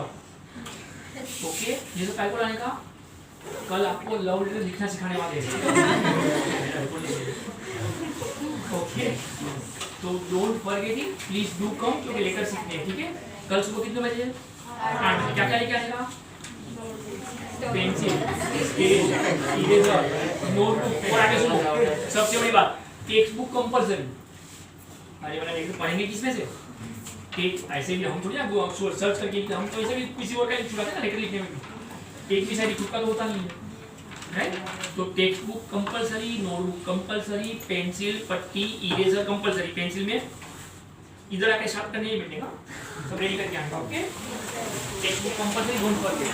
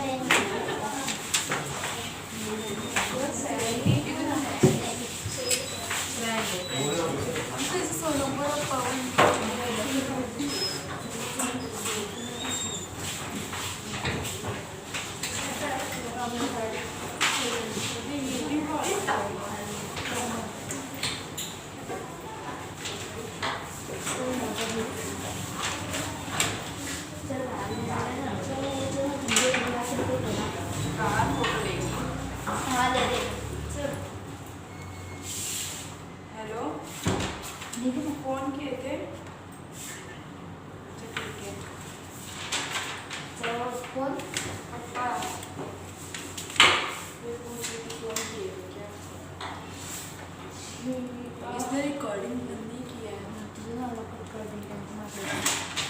तो निकल चला सारी इनसाइड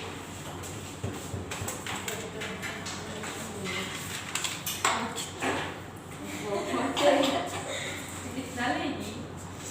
जितना होगा इतना लिखना तो पड़ेगा ही। हो गया Thank you. हो गया ना पीछे का भी बाकी है जो भी। वो तो हो गया